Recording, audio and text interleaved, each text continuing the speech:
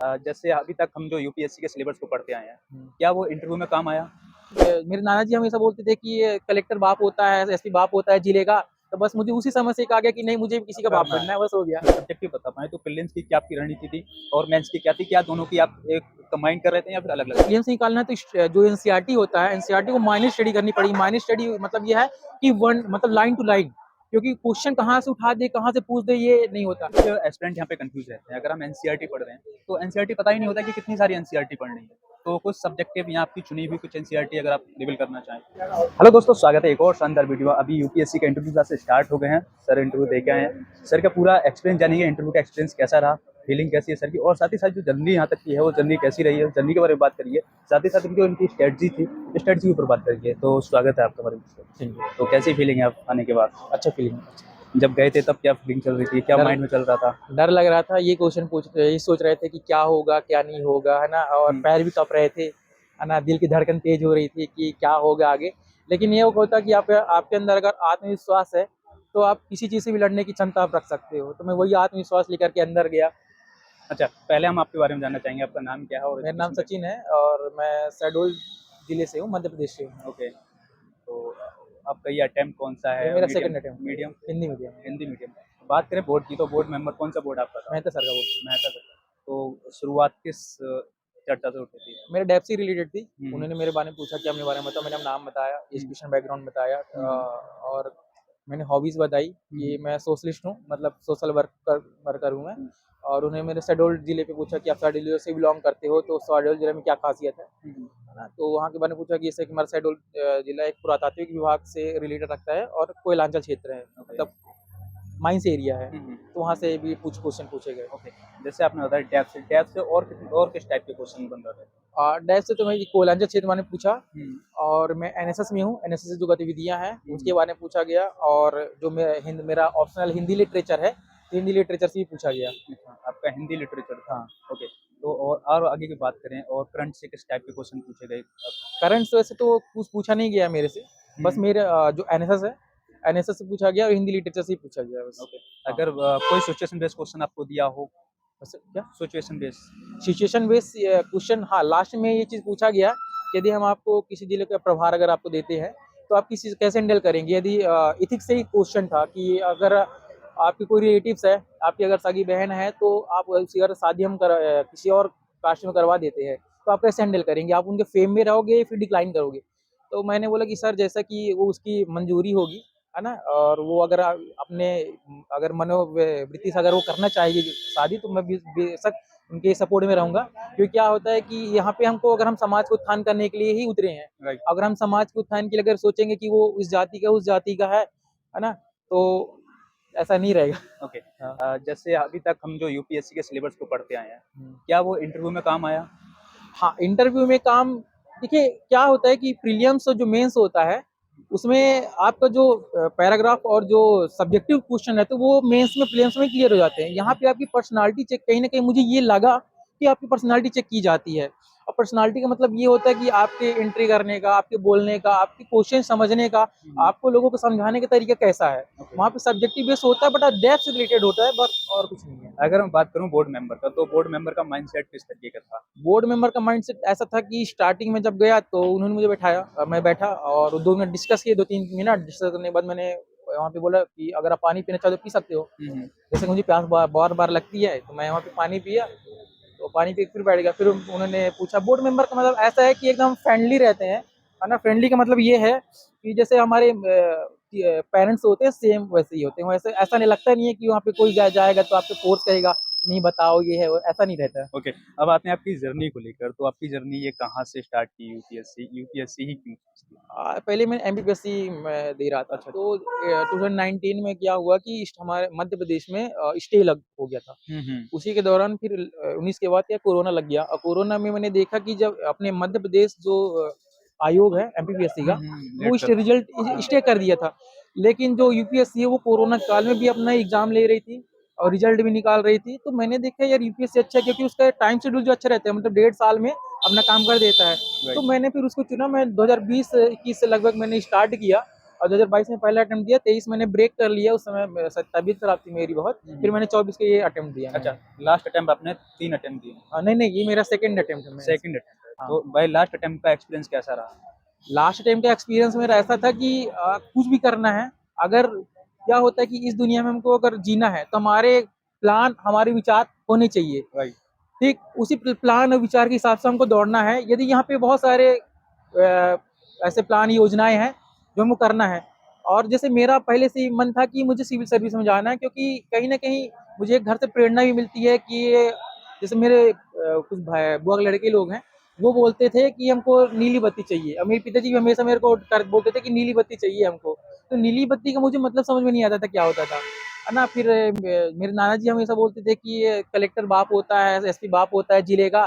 तो बस मुझे उसी समय से एक आ गया कि नहीं, मुझे भी किसी का बाप करना बनना है, बस हो गया। है। फोड़ना ही है। फोड़ नहीं है, चाहे कुछ भी हो जाए। ओके, अगर बात यहाँ से आपकी स्टेट जी की करूँ, तो अगर आप सब्जेक्टिव बता पाएँ तो प्रीलिम्स की क्या आपकी रणनीति थी और मेंस की क्या थी? क्या दोनों की आप एक कंबाइन कर रहे थे या फिर अलग-अलग कर रहे थे? प्रीलिम्स के लिए पहली बात ये होता है कि यदि आप जैसे कि मैंने स्टार्ट किया जिस समय, तो पहले मैं प्रीलिम्स की तैयारी करता था, बट मुझे सही रणनीति मिल नहीं पा रही थी। बट एक मुझे मेरे भैया है जो कि प्रेजेंट में तहसीलदार है, उन्होंने बताया कि यदि आप तुमको दोनों क्वालिफाई करना है तो पूरा दोनों लेकर के पढ़ेगी, प्रीलिम्स मेंस दोनों की पढ़ाई करनी पड़ेगी। यदि अगर प्रीलिम्स निकालना है तो जो एनसीईआरटी होता है, एनसीईआरटी को माइनर स्टडी करनी पड़ेगी। माइनर स्टडी मतलब ये है कि वन मतलब लाइन टू लाइन, क्योंकि क्वेश्चन कहाँ से उठा दे, कहाँ से पूछ दे, ये नहीं होता। हिस्ट्री से पूछ सकता है, ज्योग्राफी पूछ सकता है, पॉलिटिकल से भी पूछ सकता है, कहीं से भी पूछ सकता है। और अगर मेंस की तैयारी करनी, प्रीलिम्स की तैयारी करनी, तो मेंस प्रीलिम्स दोनों की कंबाइंड स्टडी करनी पड़ेगी। ओके, हाँ, तो पहले आपने एनसीईआरटी से शुरुआत की। एनसीईआरटी से स्टार्ट की, तो बेस वही होता है। ओके, कुछ एस्पिरेंट यहाँ पे कंफ्यूज रहते हैं। अगर हम एनसीईआरटी पढ़ रहे हैं, तो एनसीईआरटी पता ही नहीं होता कि कितनी सारी एनसीईआरटी पढ़नी है। तो कुछ सब्जेक्टिव या आपकी चुनी हुई कुछ एनसीईआरटी अगर आप रिवील करना चाहें? जो मैंने तो स्टार्ट की थी, मैंने 6 to 12 एनसीईआरटी स्टार्ट की थी, हिस्ट्री, ज्योग्राफी, पॉलिटिकल इकोनॉमिक्स और सोशियोलॉजी की, है ना। यदि आपको जो टॉपिक होता है वो चीज़ आपको समझ में नहीं आता है, तो आप 6 क्लासेस उठा सकते हैं, और आसानी से जो चीज़ समझ में आती है तो 9th या 11th आप स्टार्ट कर सकते हैं, है ना। मैं तो बोलता हूँ अगर 6 से स्टार्ट करते हैं तो कहीं ना कहीं आपको पूरा बेस मिल जाता है कि ये जो टॉपिक है, कोई जैसे शाहजहाँ रोड है, ये शाहजहाँ की टॉपिक आगे की 6 क्लास से कि शाहजहाँ का जन्म कैसे हुआ और मृत्यु कैसे हुई, वो आपको 6 क्लास से लेकर के 12th क्लास में आपको मिल जाएगी, राइट। है ना, कि उसको कैसा साम्राज्य है, तो ये सारी चीजें। कुछ एस्पिरेंट यहाँ पर भी कंफ्यूज रहते हैं, ओल्ड और न्यू एनसीईआरटी। तो क्या डिफरेंट है उसमें ओल्ड और न्यू में कुछ? ओल्ड न्यू में ऐसा कुछ नहीं होता है ना। जिसको पढ़ना रहता है वो ओल्ड नहीं देखता ना पुराना देखता है ना। अब मैं तो बोलता, मैंने न्यू एनसीईआरटी स्टार्ट की थी, मेरे पास ओल्ड नहीं थी, है ना। और मेरे पास कहीं ना कहीं मटेरियल का भी कुछ वो था, बिलो था, और मैं यूट्यूब से देख करके कहीं पढ़ाई किया, यूट्यूब से देख करके। ओके, तो आपने कोई कोचिंग ज्वाइन किया इसके लिए? कोचिंग मैंने सिर्फ मेंस ऑप्शनल की थी, हिंदी लिटरेचर बस। हिंदी में, ठीक है। और अगर प्रीलिम्स की अगर स्ट्रेटजी आप बताएं तो प्रीलिम्स का क्या रहा रणनीति? प्रीलिम्स के लिए जिस दिन जैसे 16 जून को एग्जाम था, है ना। वैसे मैं स्टार्टिंग से पढ़ाई लिखाई करता था, बीच में जैसे तबीयत खराब होती रहती थी तो मैं ब्रेक कर देता था। बट प्रीलिम्स के लिए अगर अच्छे चाहिए तो कम से कम 1 साल पहले आप स्टार्टिंग से, आपका जो पहले बेस है, सभी लोग बोलते हैं कि हिस्ट्री, ज्योग्राफी, पॉलिटिकल इकोनॉमिक्स, ये जो 4 सब्जेक्ट हैं ये आपको मजबूत करने पड़ेंगे। यही एक 4 सब्जेक्ट है जो कि वास्ट है। हिस्ट्री का देख लो आप, एंशिएंट है, मेडिवल है, मॉडर्न है, फिर वर्ल्ड है, फिर ये सारा चीज है। पॉलिटिकल का देख लो, पॉलिटिकल भी कहीं ना कहीं 6 पूरी एनसीईआरटी पढ़नी पड़ती है, उसका फिर बेस पढ़ना पड़ता है पूरा, है ना। इकोनॉमिक्स का देख ले, इकोनॉमिक्स का भी पूरा पढ़ना होता है। तो कहीं ना कहीं आप वो जो 4 सब्जेक्ट है, ये अच्छे से अगर पढ़ाई आप कर लोगे, कहीं ना कहीं उसके बाद आप जो पढ़ाई लिखाई करते हो, मतलब जो सब्जेक्ट आप पढ़ते हो, तो वो आपको आसानी से हो जाएंगे, क्योंकि ये बेस होता है। अगर ये आपने पढ़ाई लिखाई नहीं, पढ़े नहीं, तो आपका मेंस क्लियर मुझे तो नहीं लगता, इम्पॉसिबल है। ओके, हाँ, अगर मैं आंसर राइटिंग की बात करूं तो आंसर राइटिंग आपकी किस तरीके की है? क्या क्या उसमें वैल्यूएशन और करते थे? आंसर राइटिंग तो सबसे पहली बात ये बता दूं कि इसी के जो मैंने से फर्स्ट अटेम्प्ट दिया था, इसी के चलते मेरा नहीं हो पाया था। आंसर राइटिंग मेरी बहुत घटिया थी।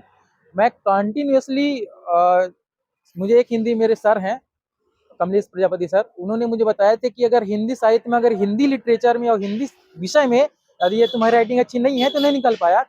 मैंने प्रैक्टिस की, मैं बहुत प्रैक्टिस करता था हिंदी लिटरेचर में, हिंदी साहित्य में लिखने की, क्योंकि क्या होता है कि आप एक डॉट भी अगर आप गलत किए हो तो आपका नंबर वहाँ पे कट जाता है। वैसे भी मैं लास्ट टाइम मैं एग्जाम दे करके जब आया हूँ 2 तारीख को, मैं बहुत जल्दी में था, मैं एग्जाम दे करके मुझे निकलना था, एग्जाम दे करके आया तो सर ने मुझे फोन करके बोला कि आपकी राइटिंग बहुत खराब है। तो मैंने बोला मैंने तो मेंस में अच्छा लिखा, मेरे मेंस में क्लियर हो गए। बट ऐसा नहीं होता है। मैं जहाँ तक जिस प्रकार से मैंने आंसर राइटिंग की और आज मेरे मेंस का जो रिजल्ट निकला है, उस हिसाब से मैं देखता हूँ कि आपकी राइटिंग तो अच्छी होनी चाहिए, अच्छी ना भी हो तो चल जाएगी, लेकिन आपकी बोल्ड अक्षर और आपकी एकदम क्लियर होनी चाहिए। राइट। बस ये क्योंकि मैंने गौरव तिवारी सर जो कि लास्ट टाइम आईपीएस बने थे, उनकी मैंने हैंड राइटिंग मॉक टेस्ट मैंने देखा, तो राइटिंग तो मेरे से भी खराब थी उनकी, ओके। फिर भी वो आज आईपीएस हैं। ओके। अब मैं आपकी थोड़ा बुक लिस्ट को जानना चाहूँगा, क्या बुक लिस्ट आपकी रही इसमें? बुक लिस्ट तो यही पूरे एनसीईआरटी है, 6 class history, geography, political, economics, sociology की, ये सारी ओके। एनसीईआरटी है। और पॉलिटिकल के लिए नहीं, वही लक्ष्मीकांत सैल्यूट प्रेफर करते हैं, मॉडर्न के लिए स्पेक्ट्रम यूज करते हैं, और हिंदी लिटरेचर के लिए मेरा ऑप्शनल तो रहा ही है, और बाकी सब यूट्यूब से मैंने किया है। अच्छा, आपने पूरा जो है यूट्यूब, आपने बीच में कोई गूगल या चैट जीपीटी वगैरह यूज़ किया? चैट जीपीटी नहीं है अभी, व्हाट्सएप में एक मेटा आई एआई करके आया है, मैंने उससे सपोर्ट लिया है मैंने, बस अच्छा, हो गया। कैसा लगा पूरा? अच्छा है, उसमें हम जो भी सब्जेक्ट जो भी क्वेश्चन करते हैं वो हमको एक क्वेश्चन की तरफ फ्रेम करके दे देता है। अच्छा, एक अच्छा आंसर लिखने के लिए उसमें क्या-क्या होना चाहिए? एक देखिए क्या होता है कि हमारी जो बॉडी होती है, हुँ, कोई इंसान किसी चीज को जज करता है पहले उसको फेस देखता है, राइट। उसका फेस कैसा है, उसका हेयर लुक कैसा है, उसकी पर्सनालिटी कैसी है, उसका सूज कैसा है। ठीक उसी प्रकार जो आंसर है उसका जो पहले जो बॉडी होता है, मतलब सॉरी इंट्रोडक्शन होता है, आपको क्वेश्चन क्या, क्वेश्चन के बेस पे आपको इंट्रोडक्शन बनाना है कि क्वेश्चन क्या कह रहा है, उसी उस इंट्रोडक्शन के बेस पे आपको बॉडी उसकी लिखनी है कि वो क्वेश्चन क्या कह रहा है, फिर उसी जो आपका इंट्रोडक्शन कैसा है, उसकी बॉडी कैसी है, बॉडी के हिसाब से आपको कंक्लूजन लिखना है, बस ओके, ऐसे ही। ओके। जो एस्पिरेंट 2025 का अटेम्प्ट दे रहे हैं यूपीएससी का, उनके लिए क्या मैसेज रहने वाला है? क्या क्या वो अब इस टाइम पे प्रीलिम्स की तैयारी शुरू कर दें या फिर अभी कुछ और तो ब्रेक? ये तैयारी तो मैं यहाँ पे देखिए, एक ही लोग के विचार के धारा के नहीं होते हैं, कुछ अच्छे माइंडसेट के होते हैं, कुछ बहुत बिलो एवरेज होते हैं। तो मैं तो बोलता हूँ कि अगर आप यूपीएससी की तैयारी आप कर रहे हो, तो कहीं ना कहीं 1 से 1.5 साल कम से कम 18 महीने आप पढ़ाई कर लो, है ना, उसके बाद आप अटेम्प्ट दो तभी अच्छा रहता है, क्योंकि क्या है, आप 5 महीने 6 महीने पढ़ाई लिखाई करके आप अटेम्प्ट दोगे, फिर फेल हो जाओगे तो आप नर्वस होगे, राइट। है ना। तो मैं तो बोलता हूँ जब आप तैयारी करो तो अभी से ही पढ़ाई आप स्टार्ट कर दो, आपके पास 1 साल है, 1 साल का समय है ना, तो आपसे क्लियर हो जाएगा। Okay sir, thank you so much and all the best. I hope आपका फाइनल लिस्ट में नाम हो, और आई होप गाइस आपको वीडियो काफ़ी पसंद आई होगी, सर को मैसेज दे सकते हैं। तो अगर आप चैनल पर पहली बार हैं, चैनल को सब्सक्राइब कर सकते हैं। मिलते हैं नेक्स्ट वीडियो में। Thank you so much sir.